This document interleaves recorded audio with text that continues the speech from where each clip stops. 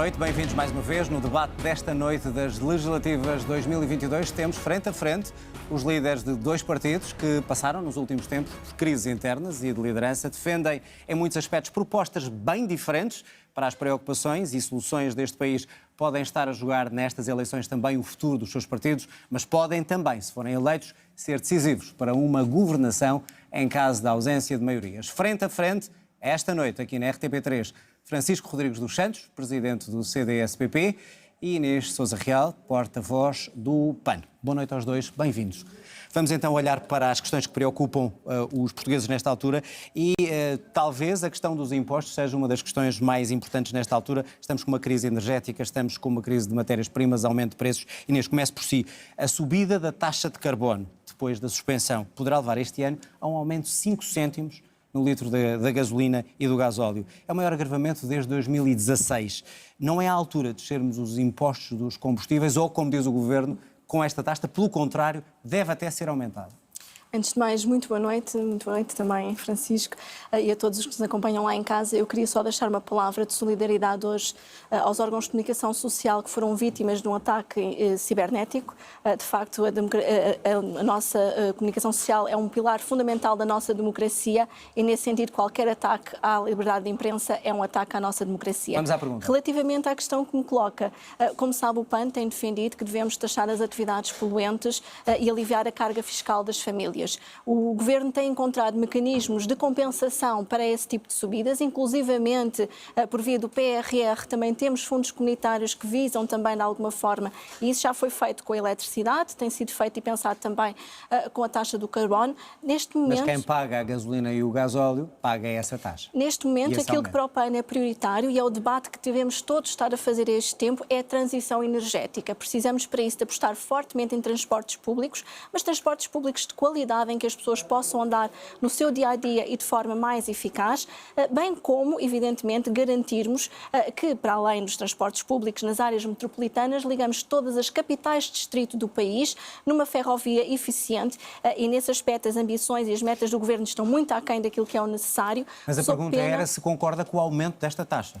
O maior aumento desde 2016 e vai continuar a aumentar. Neste momento, o aumento da taxa, por muito que tenhamos uma preocupação ambiental, vai ter uma repercussão nas famílias, a par do crescimento que vai existir também noutras áreas e dimensões da sociedade, que de alguma forma dificulta aquela que é a retoma socioeconómica, não só nas famílias, mas também nas empresas. Portanto, sim, aumentar.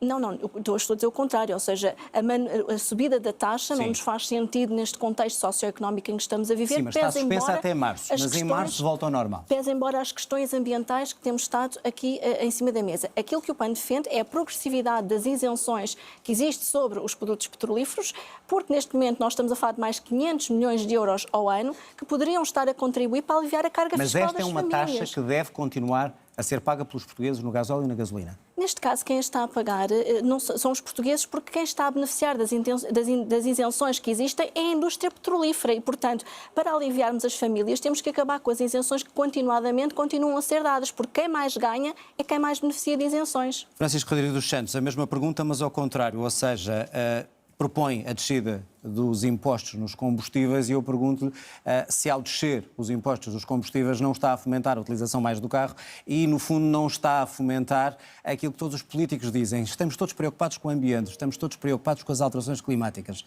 e depois a economia vence. Muito boa noite, João Adelino. Boa noite, Inês.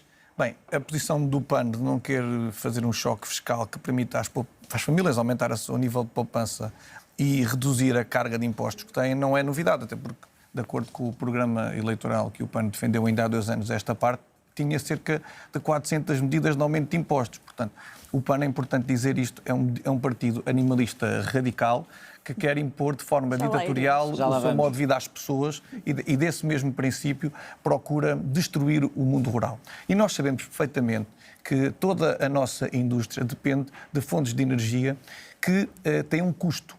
Portanto, nós no nosso programa eleitoral achamos fundamental que haja uma redução em cerca de metade do peso do número de impostos que tem a fatura quer dos combustíveis, quer, por exemplo, da eletricidade.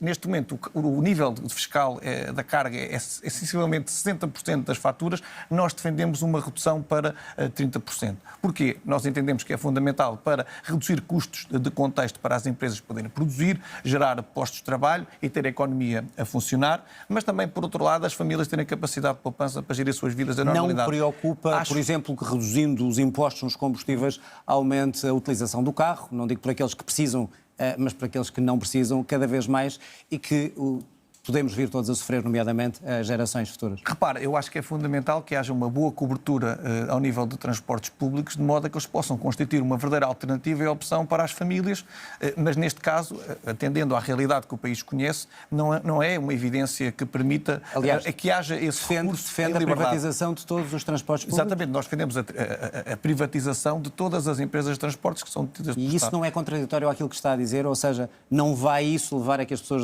levem o carro mais vezes e que todos, não tendo uma boa rede de transportes públicos? De maneira nenhuma. Nós queremos é que essa rede de transporte seja melhorada, que nesse âmbito possamos ter uma verdadeira alternativa para as famílias, que neste momento não acontece, por isso é que muitas delas acabam por recorrer ao seu transporte próprio, e tornar mais eficiente a utilização destes recursos e libertando também assim o peso que têm todos os contribuintes, porque a verdade é que só agora para a TAP são mais 13 mil milhões de euros que faziam muita falta, quer às famílias, quer às empresas. Portanto, libertando este custo que estas empresas públicas têm na esfera do Estado. Nós podemos aliviar também a fatura dos combustíveis, da eletricidade às famílias e às empresas e colocar a nossa economia a funcionar. Mas ainda e não aumentar me responda só isto. Não está preocupado com a maior utilização do carro e com a ausência de bons transportes públicos e, consequentemente, as consequências negativas no ambiente? Eu creio que é importante haver uma política de transição energética, mas, claro, a verdade é esta. As empresas só podem investir nessa política de transição se tiverem a capacidade de reinvestir os seus lucros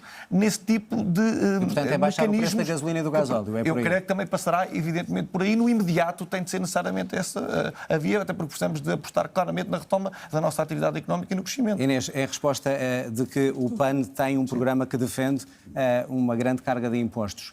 Ao, por exemplo, lançar taxas sobre a agricultura, sobre a pecuária, por exemplo, uma taxa sobre a pecuária, uma taxa carbónica sobre a pecuária, penso eu. Até que ponto é que isso não está a agravar empresas e famílias que estão já com dificuldade em sobreviver?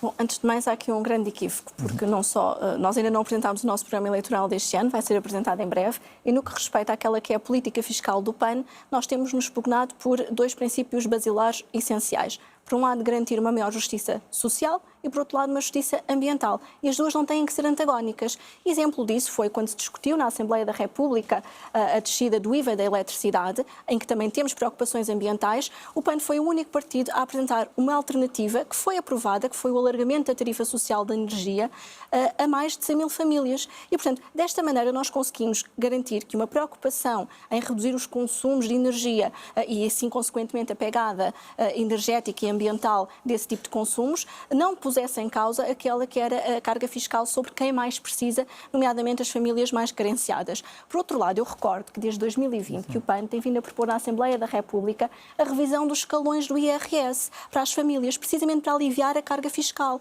E tal como o PAN tem defendido, e não somos apenas os únicos, as Nações Unidas, a OCDE, têm deixado o alerta. Taxe as entidades poluentes e alivie-se as famílias. E o PAN defende esse equilíbrio não só... é que às vezes é mais difícil. Em relação à agricultura, mas vamos falar de coisas concretas. Em relação à agricultura, o CDS tem feito algumas acusações ao PAN, nomeadamente, de que está a asfixiar o pequeno agricultor com as taxas e com cada vez mais as regulamentações. Como é que responde a isso? Bom, neste caso não posso discordar mais desse tipo de visão, até porque parece-me que é uma visão redutora do CDS, porque o PAN tem posto em causa são atividades como a tauromaquia, como a caça, em que de facto beneficiam de muitos milhões de euros, e só no caso da tauromaquia estamos a falar de mais de 16 milhões de euros ao ano, direta e indiretamente para esta atividade. Se pensarmos, por exemplo, no campo pequeno, beneficia de uma isenção de 12 milhões de euros da Praça de Touros do Campo Pequeno, e quando olhamos para outros setores da nossa economia, em particular no setor cultural, há aqui uma grande injustiça social de estarmos a canalizar verbas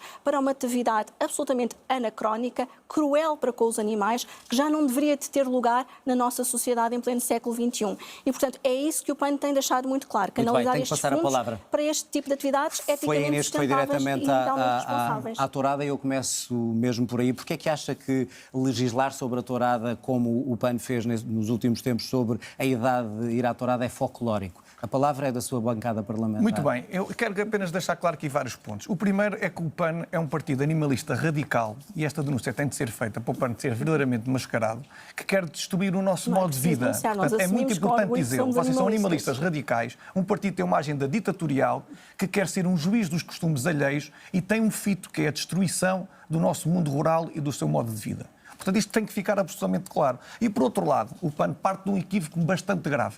É que coloca as pessoas e os animais exatamente no mesmo prisma, em pé de igualdade. E não são iguais, Inês Sousa Real. Permitam-me dizer, os animais e as pessoas não são iguais. Por isso, não procure animalizar as pessoas e humanizar os animais, porque esse é um erro anacrónico. Portanto, este discurso, muito bem colocado, que a Inês Sousa Real aqui nos traz, esconde uma evidência. É que o PAN é um lobo em pele de cordeiro. E deixe-me dizer outra coisa. O mundo rural e este modo de vida... O que é que isso quer dizer? O que é que isso quer dizer? É um lobo com pele de cordeiro? Porque repare, porque o objetivo do PAN é destruir o modo de vida dos verdadeiros ambientalistas e cuidadores do ambiente, que são os caçadores, os agricultores, os produtores animais. Esses sim preservam verdadeiramente o ambiente. O ambientalista, na visão do PAN, é aquela pessoa que tem um periquito numa gaiola, ou aquela pessoa que tem o peixinho no aquário, ou tem duas orquídeas na marquise, mas não são. Ou seja, você não gosta das paisagens do Douro Vinheteiro. Como é que a caça protege o ambiente? Eu vou explicar. Os caçadores. Eu vou perguntar a Inês Sousa Real se não gosta das paisagens do Douro Vinheteiro. Foram produzidas por viticultores. Pergunta a Inês Sousa Real se não gosta também das paisagens das Searas Alentejanas. Foram também produzidas por agricultores. Agora, o ponto é, o PAN procura, através do aumento dos impostos e da perseguição fiscal, das suas taxas e das taxinhas, asfixiar estas atividades, o modo de ver e o ganha-pão de muitas pessoas. Eu dou-lhe apenas um pequeno exemplo para termos noção. O PAN defende a retirada de todos os apoios públicos à produção de carne e de leite. Eu perguntei a Inês Sousa Real se tem noção do impacto que isto tem na vida dos portugueses. É que 1 quilo, vou dizer, 1 quilo de carne de porco, que é aquela que é mais consumida pelos portugueses, custa sensivelmente, vou-lhe dizer, 5 euros. Com a retirada dos apoios passa para o valor sensivelmente de 15. E 1 litro de leite em Portugal custa cerca de 70 cêntimos. Com a retirada dos apoios fica para cerca de 1,5 euro arredondado. O que você vai estar a fazer, tem que dar a oportunidade à resposta. Só para acabar, o PAN vai fazer é com que as famílias mais pobres se fiquem privadas de uma alimentação básica e passem a ter uma alimentação deficiente em proteína animal. Já vamos continuar e não me respondem das touradas. Inês, responder a esta questão, ou seja, até que ponto é que essa regulamentação e as taxas, que foi a questão que eu pus inicialmente, pode asfixiar a vida de famílias e já agora, se a caça é ou não útil na defesa do ambiente? De todo, não acreditamos e nem acompanhamos essa visão de sociedade. Aliás, a caça tem sido uma das atividades humanas apontadas internacionalmente e pela comunidade científica que mais pressão coloca sobre as espécies e a proteção da biodiversidade, o que é absolutamente essencial se queremos não só deixar um planeta mais vivo às futuras gerações, mas também contribuir para combater as alterações climáticas. Os 10 milhões de euros que ainda recentemente foram dados ao setor da caça pelo Governo deveriam ser canalizados, sim, para proteger as espécies, por exemplo, os danos causados pelo lobo ibérico, que é de facto uma espécie em vias de extinção e que tanto deveria ser preservada. Não vê utilidade nenhuma na caça, nem económica, nem ambiental? Nem na caça, nem do ponto de vista económico, muito pelo contrário. Existem já estudos que nos dizem que a caça está a dar prejuízo ao próprio Estado. Quanto aos agricultores e àquilo que foi dito? Qual é o problema da produção animal? E já peço desculpa, também não interrompi, gostaria de concluir. Não, mas podem-se interromper. Produção animal. Em relação quer às questões de bem-estar animal, quer à questão da pecuária, não é o PAN que o diz apenas. É a comunidade científica internacional. O roteiro para a descarbonização fala na necessidade de reduzirmos o número de animais que são explorados por via da pecuária intensiva e superintensiva. Sim. Se olharmos para Portugal e para o número de explorações pecuárias ilegais que temos no nosso país, não só pondo em causa a qualidade de vida das populações ao poluir os rios, as ribeiras, ter lagoas a céu aberto com cheiros nauseabundos juntos de populações. Inês, e como é que se salvaguarda a vida dessas pessoas que vivem e sobrevivem sobre isso? Com a transição para a empregabilidade verde. Isto vai ser uma inevitabilidade. As economias mudam e as dinâmicas económicas também mudam.